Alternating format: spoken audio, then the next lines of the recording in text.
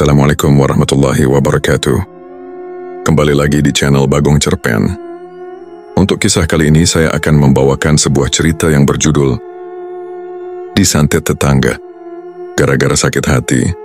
Sebelum kita lanjut ke ceritanya, tekan dulu tombol like video ini. Dan jangan lupa tekan juga tombol subscribe channel ini. Nyalakan juga lonceng notifikasinya, agar tidak ketinggalan cerita-cerita lainnya dari channel ini. Dan seperti apa untuk kisah kali ini? Langsung saja kita masuk ke ceritanya. Malam merayap perlahan di desa Kebon Temu, sebuah desa kecil yang terletak di pinggiran hutan. Langit malam tampak gelap tanpa bintang, seolah menyimpan rahasia yang tak ingin diungkap. Angin berhembus dingin, menggoyangkan pepohonan yang menjulang tinggi di tepi desa. Sesekali, suara lolongan anjing terdengar dari kejauhan, membuat suasana semakin mencekam. Di desa itu, hiduplah seorang pria bernama Paijan. Ia bukan orang yang disukai banyak orang. Mulutnya tajam, selalu melontarkan hinaan dan merendahkan siapa saja yang ia anggap lemah. Sikapnya yang angkuh dan meresahkan telah membuat banyak orang muak, tetapi tak ada yang berani melawannya secara langsung. Di sisi lain desa ada seorang pemuda bernama Saipul. Ia tinggal seorang diri di rumah. Kecil peninggalan, orang tuanya yang sudah lapuk dimakan usia. Hidupnya sederhana, bekerja serabutan demi bertahan hidup. Berbeda dengan Paijan yang suka mencari masalah, Saipul lebih memilih diam dan menghindari konflik. Namun entah mengapa, Paijan tampaknya sangat menikmati mengusik kehidupan Saipul. Luka yang dipendam, sore itu, di warung kopi yang terletak di tengah desa, beberapa warga duduk mengobrol santai sambil menikmati kopi hitam dan pisang goreng hangat. Aroma kopi yang pekat bercampur dengan asap rokok yang mengepul dari beberapa pria yang duduk di sudut warung. Di salah satu meja, Saipul tengah duduk seorang diri, mengaduk kopinya dengan pelan. Pandangannya kosong menatap gelas di depannya. Ia datang ke warung sekadar ingin menikmati ketenangan, tapi ternyata ketenangan itu tak bertahan lama. Lihat siapa yang datang. Si Saipul, si tukang gagal. Suara Paijan menggema di warung, disambut tawa beberapa orang yang duduk di sekitarnya. Saipul diam, mencoba menahan diri. Hei Saipul, kamu kerja serabutan, gak punya istri. Rumah tua itu sebentar lagi pasti roboh. Hidupmu buat apa sih? Hahaha. Gelak tawa kembali pecah. Beberapa orang hanya menunduk, tidak ingin ikut campur dalam hinaan Paijan. Saipul mengepalkan tangannya di bawah meja. Hatinya panas, tapi ia memilih meneguk kopinya tanpa membalas sepatah kata pun. Hah, dasar pecundang. Paijan kembali tertawa, lalu menepuk pundak Saipul dengan kasar sebelum berjalan keluar dari warung. Saipul tetap diam, tapi di dalam dadanya ada sesuatu yang perlahan mulai berubah. Amarah yang selama ini ia pendam mulai membara. Kesabaran yang habis. Malam harinya Saipul duduk di beranda rumahnya. Suasana sunyi, hanya suara angin yang berdesir di antara pepohonan. Pikirannya kacau. Bayangan hinaan Paijan terus terngiang di kepalanya. Ia sudah lama mencoba bersabar, mencoba mengabaikan semua perlakuan Paijan. Tapi malam ini hatinya berkata lain. Dari dalam kepalanya, ia teringat sesuatu.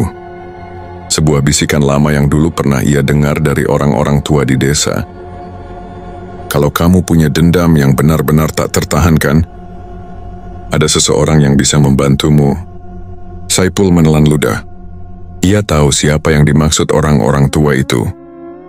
Di pinggiran desa melewati jalan setapak yang gelap dan sepi, ada sebuah gubuk tua. Gubuk itu bukan rumah biasa. Itu adalah tempat tinggal seorang dukun, seseorang yang diyakini memiliki kekuatan untuk melakukan hal-hal yang tak bisa dijelaskan dengan akal sehat. Saipul menatap ke arah hutan di kejauhan. Dia tahu, jika ia melewati batas itu, tidak akan ada jalan untuk kembali. Tapi hatinya sudah terlanjur terluka. Dengan langkah mantap, ia bangkit dari duduknya. Malam semakin larut, udara semakin dingin. Tanpa ragu, Saipul mulai berjalan menuju tempat itu. Malam ini segalanya akan berubah. Malam semakin larut. Langit desa Kebon Temu tampak pekat tanpa bintang. Udara dingin menyusup di antara pepohonan, menciptakan suasana yang kian mencekam. Di tengah kesunyian itu, langkah Saipul terdengar samar di jalan setapak yang jarang dilalui orang.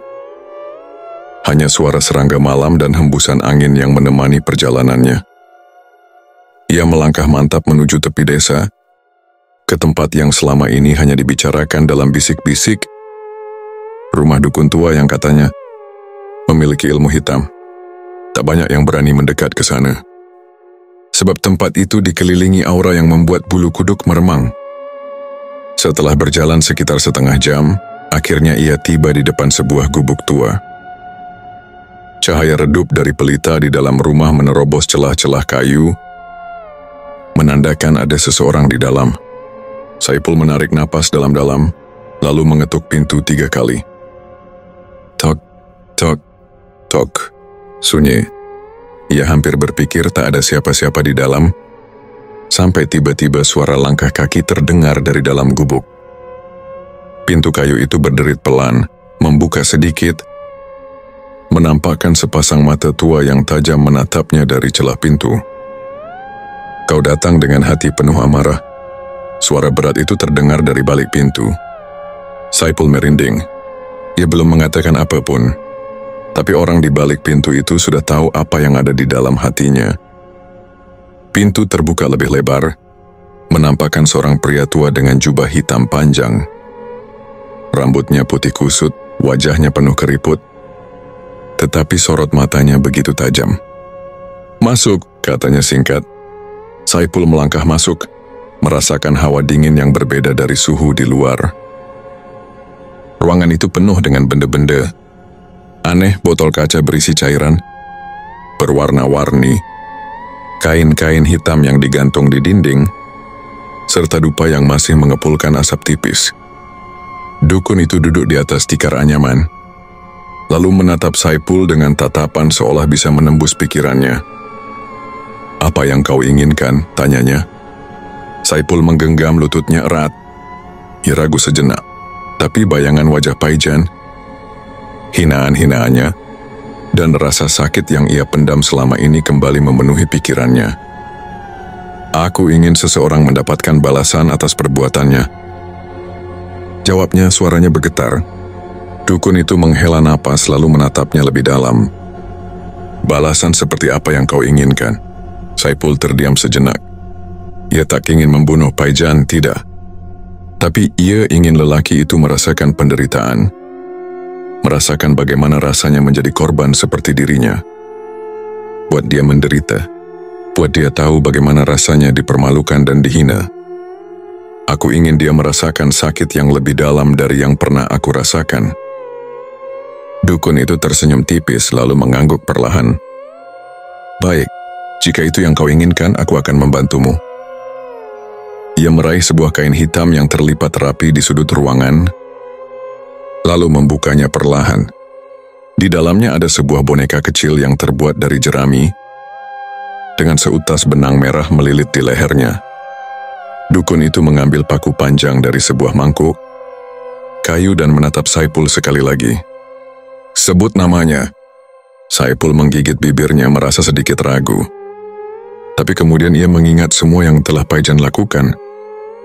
Ia mengepalkan tangan dan berkata dengan tegas, Paijan. Dukun itu tersenyum tipis. Ia mengambil paku panjang itu lalu menancapkannya ke perut boneka jerami tersebut. Saat paku itu menembus jerami, angin di dalam ruangan tiba-tiba berhembus lebih kencang, membuat api pelita bergetar. Saipul menelan ludah, merasakan hawa yang semakin dingin. Dukun itu menatapnya dengan tenang. Balasannya akan datang, pulanglah. Saipul mengangguk, lalu berdiri dan berjalan keluar. Saat kakinya melangkah keluar gubuk, angin malam kembali menyambutnya. Entah mengapa ada perasaan puas yang muncul dalam dirinya. Malam itu ia pulang dengan langkah yang lebih ringan. Ia tidak tahu bagaimana balasan itu akan datang. Ia hanya tahu bahwa mulai saat ini, hidup Paijan tidak akan pernah sama lagi. Malam di desa Kebon Temu berlalu dengan sunyi.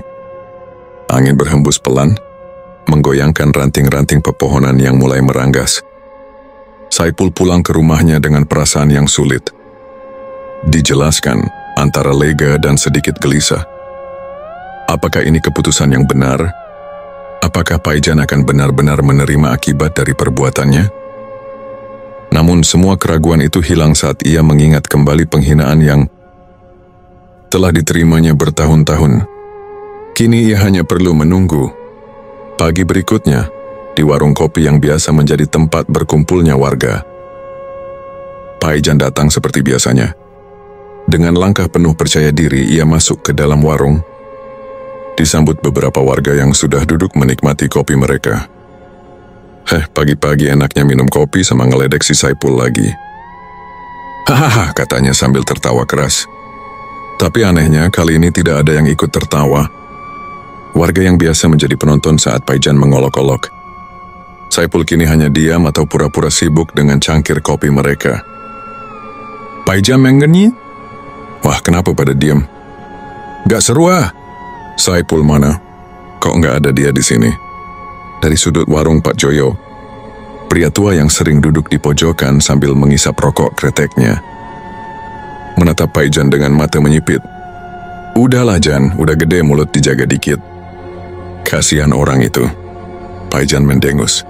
Lo, sejak kapan kalian semua jadi pembela si pecundang itu, hah? Emangnya dia udah nyogok kalian semua biar kasihan sama dia?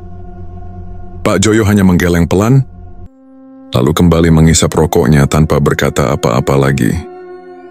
Paijan merasa aneh. Biasanya orang-orang tertawa bersama saat ia menghina Saipul, tapi kali ini semuanya terasa berbeda. Dengan kesal, ia duduk di bangku kayu dan memesan kopi hitam. Saat cangkir itu diletakkan di hadapannya, tiba-tiba tangannya gemetar. Ia menatap tangannya sendiri. Jemarinya bergetar hebat, seperti kedinginan atau ketakutan. Tapi ia tidak merasa dingin sama sekali. Apa-apaan ini, gumamnya. Kopi dalam cangkir ikut bergetar, seolah mencerminkan kegelisahan yang mulai menjalari tubuhnya. Paijan mencoba menggenggam cangkir itu erat-erat, tapi semakin ia berusaha, semakin kuat getaran di tangannya. Melihat itu, beberapa warga mulai saling pandang. Yan, lu kenapa? Tanya seorang pria bernama Sarman. Gak tahu. Tangan gue tiba-tiba, astaga, kenapa ini? Paijan menggerutu mencoba menghentikan getaran itu, tapi sia-sia. Lalu tiba-tiba, crash! Cangkir kopi itu terlepas dari tangannya dan jatuh ke lantai. Pecah berkeping-keping. Kopi hitam menyebar di lantai kayu, meninggalkan noda gelap. Semua orang di warung menoleh ke arahnya. Paijan menatap pecahan cangkir itu dengan wajah bingung. Hatinya mulai merasa tidak enak. Udah Jan, mungkin kamu kurang tidur, kata pemilik warung, Purini, yang datang membawa kain untuk membersihkan kopi yang tumpah. Paijan mengusap wajahnya kasar. Mungkin juga, gumamnya, mencoba menenangkan diri. Namun jauh di dalam hatinya, ia merasa ini bukan sekadar kurang tidur. Ada sesuatu yang tidak beres. Malam kembali tiba. Paijan pulang ke rumahnya yang terletak di pinggir desa, tak jauh dari ladang kosong.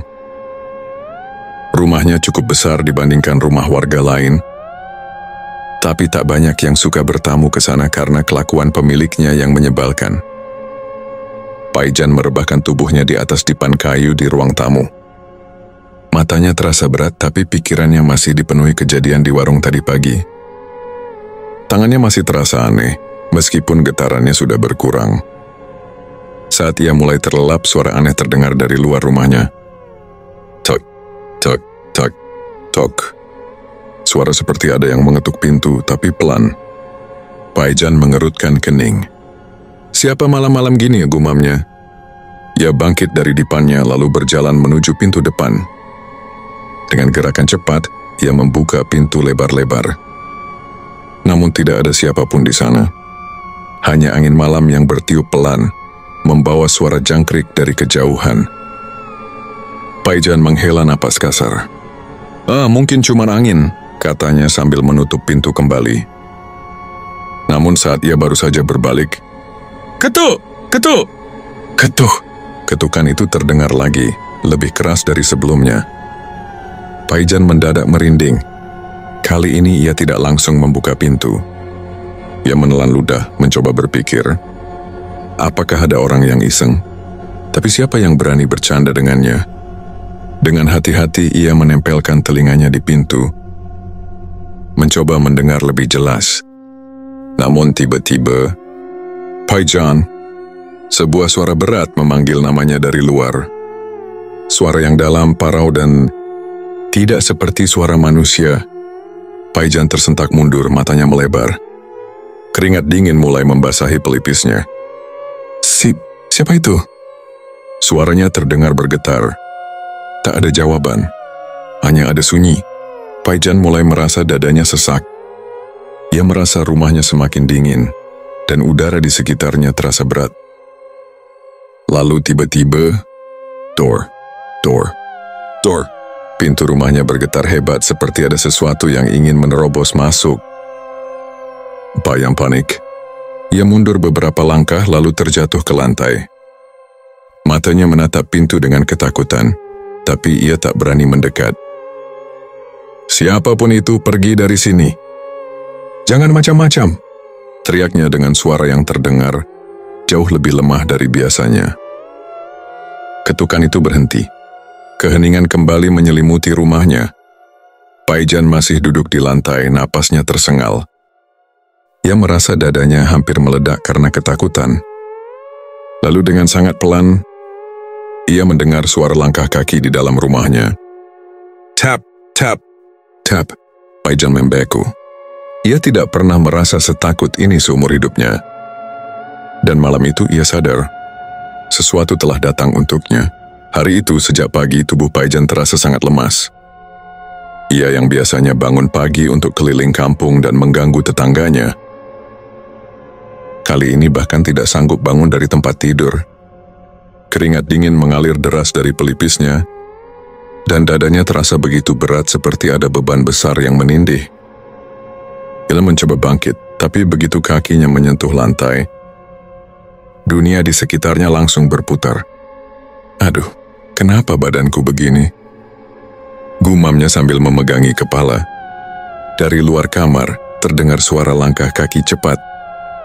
Itu adalah Bu Mirah, istrinya yang baru pulang dari pasar.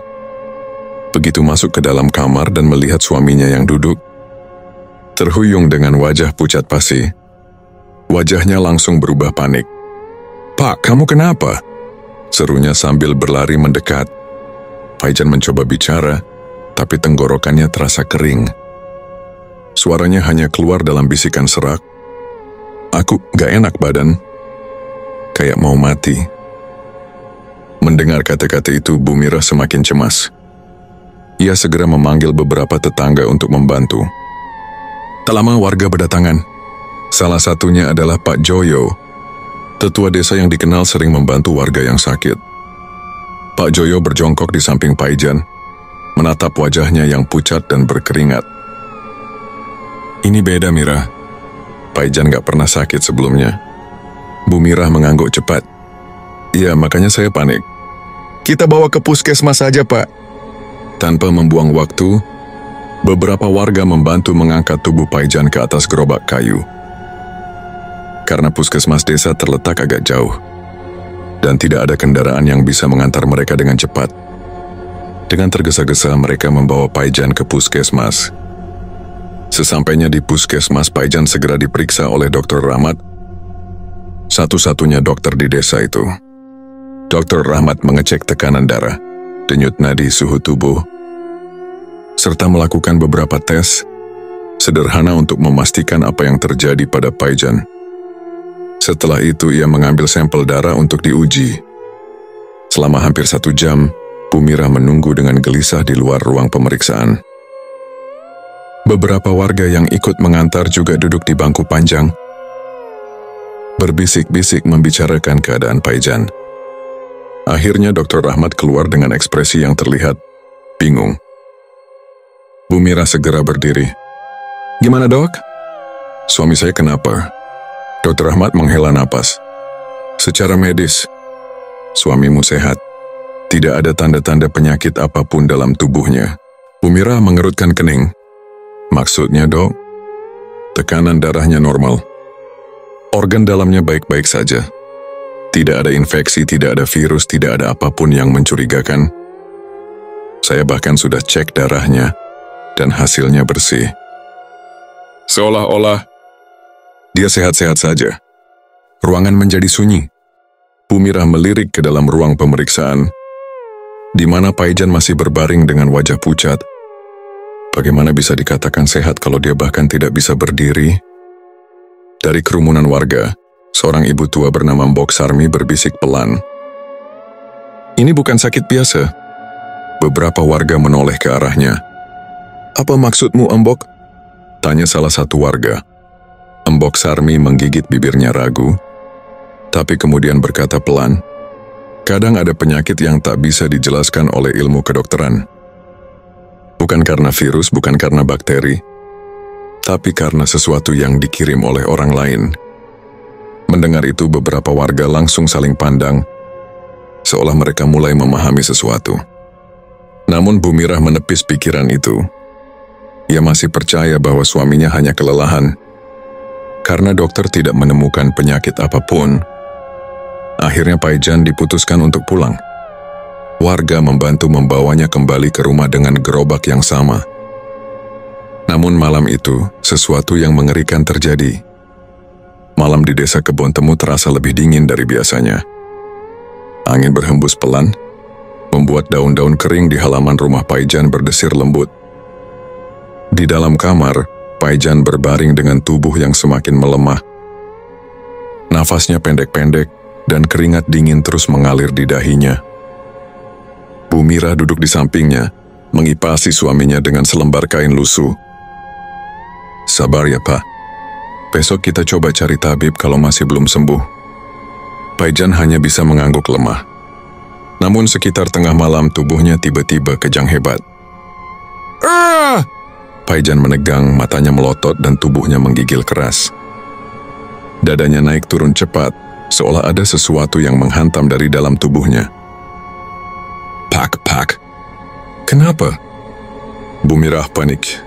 Paijan mencengkeram perutnya sendiri dengan kedua tangan.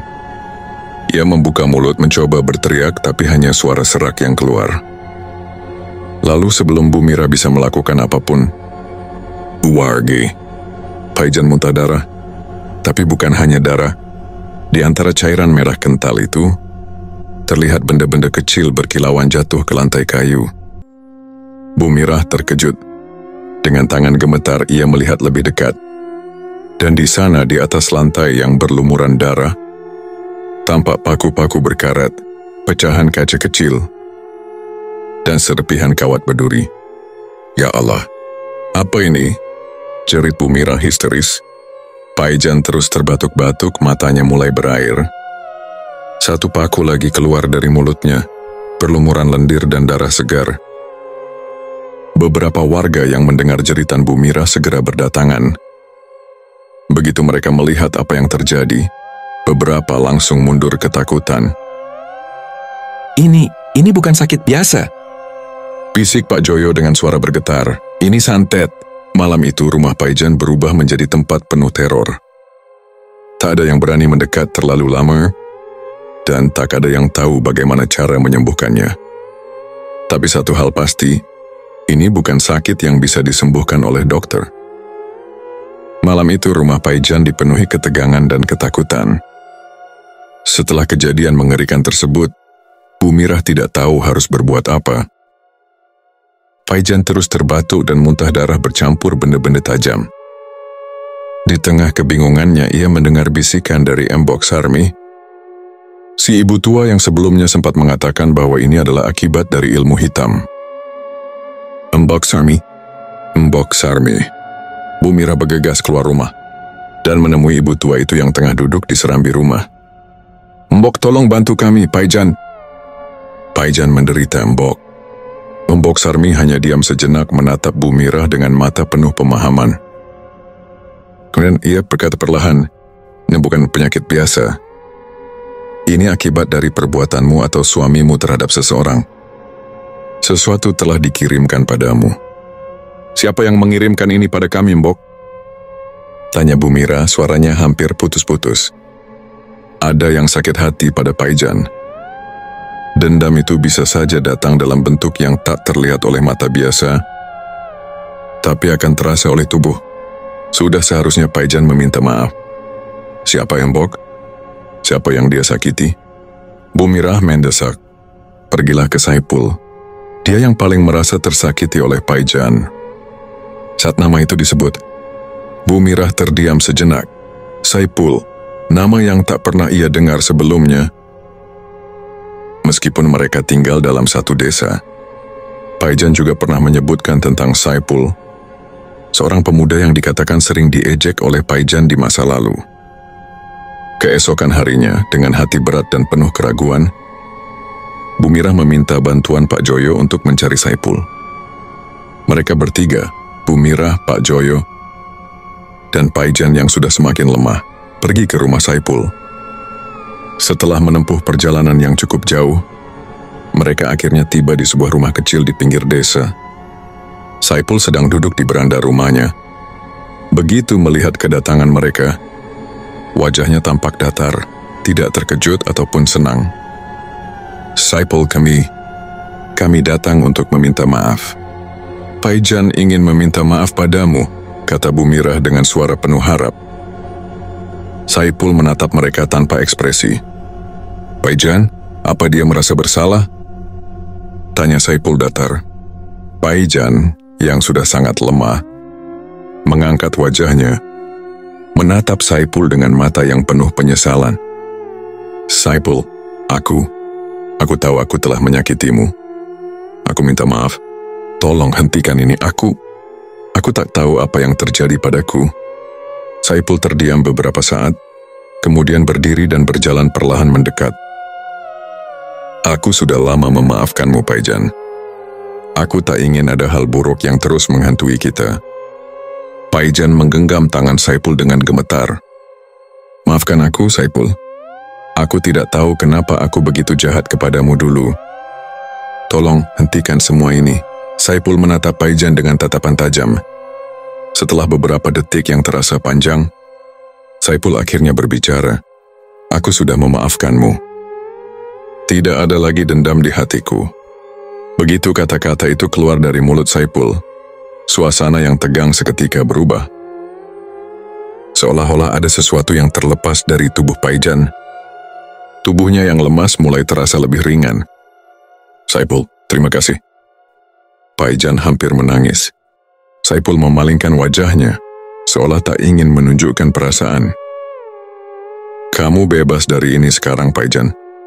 Semoga kamu bisa jadi orang yang lebih baik." Sejak saat itu, keadaan Paijan mulai membaik. Meskipun perlahan, tubuhnya mulai mendapatkan kekuatan kembali.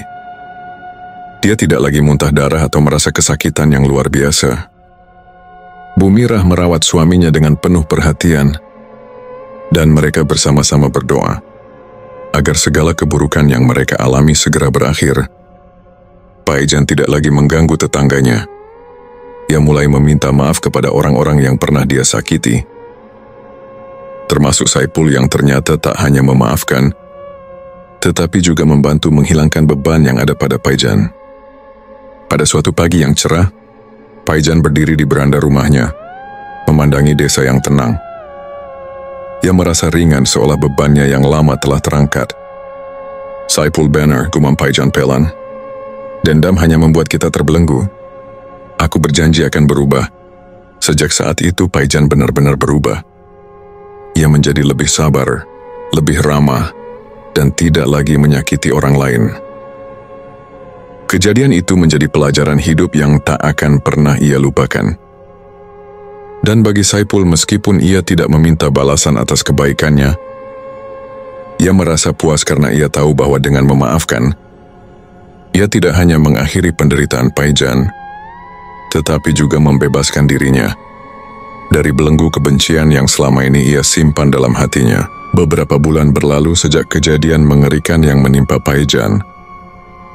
Rumah yang dulu sering menjadi sumber kegaduhan, kini berubah menjadi tempat yang lebih tenang.